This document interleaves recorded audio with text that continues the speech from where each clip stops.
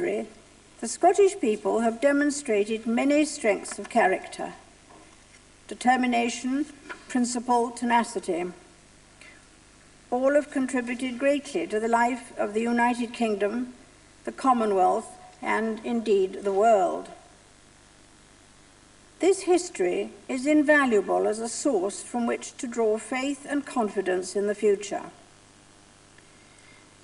Many of the characteristics of this new Parliament, such as its single chamber, the importance it accords to committees, the role of the presiding officer, can trace their origins to the old Scots Parliament as it developed over the centuries leading up to 1707. We see in this new Parliament, even after 4 short years, clear signs of a legislature that is distinctly Scottish, a legislature that is working, as you said, presiding officer, to fit contemporary Scotland into Britain, into Europe, and into the wider world. It is a modern reaffirmation of the ancient bond that has linked Crown, Parliament, and people for hundreds of years. The days when Scotland was limited to a few acts each year are now over. Today, across the whole range of important issues, this Parliament is carving out a distinctly Scottish position. I commend you in particular for your commitment to work in partnership with the people.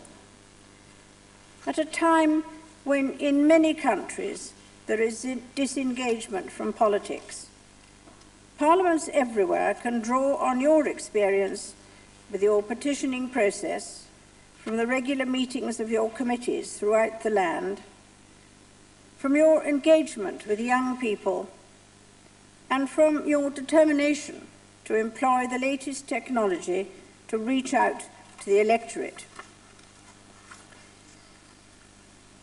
Shortly, we shall become neighbours when this Parliament moves to its new campus at the bottom end of the Royal Mile.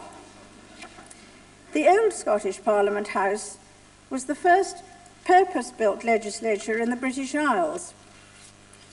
It is a building of great distinction and charm, sitting in the High Street close to the people.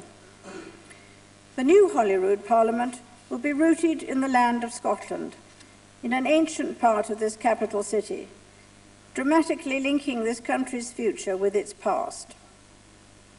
I hope that it too will be close to the people and be seen as a bold statement of Scotland's standing in the world.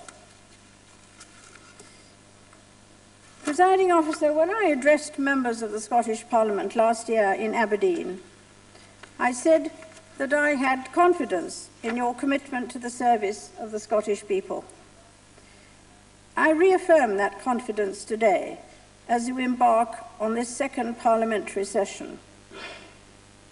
I wish you well in your discussions in such a diverse chamber. The different perspectives to which you referred can indeed enrich debate, and the contributions of all shades of opinion will be listened to with interest, I'm sure, not just here, but elsewhere in Britain, in Europe, and the Commonwealth. The Duke of Edinburgh joins me in wishing this Parliament and its members every success as you embark on the work of your new session. May God bless your deliberations in the months to come.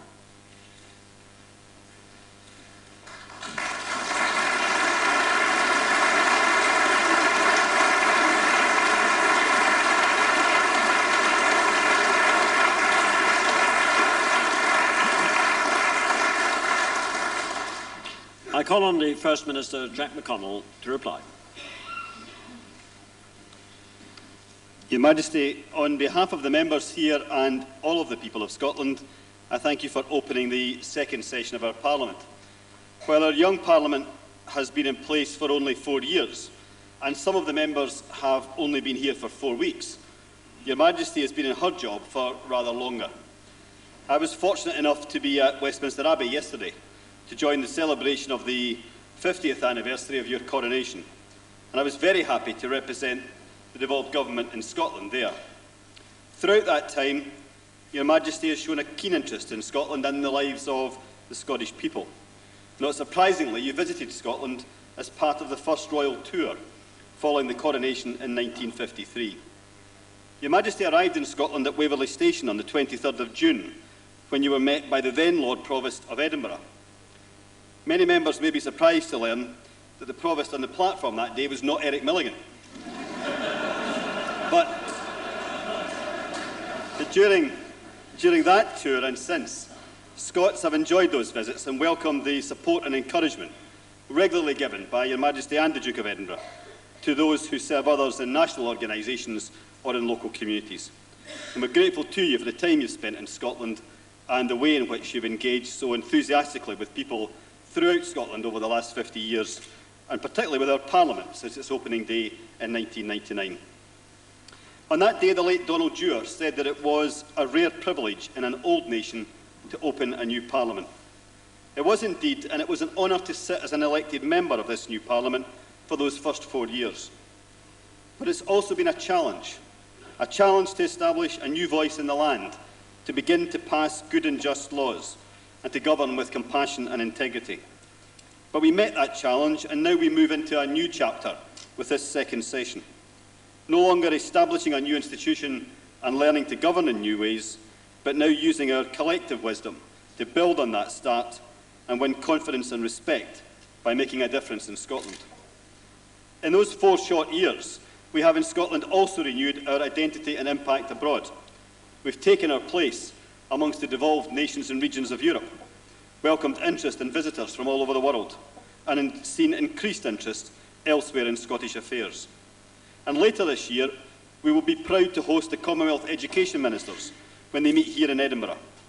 It will be a special occasion that will mark the contribution of Scottish education to the rest of the world, but it will also discuss the demands which a modern education service must meet in an ever-changing world, a world where gaps in ambition and achievement still too often reflect social conditions and injustice.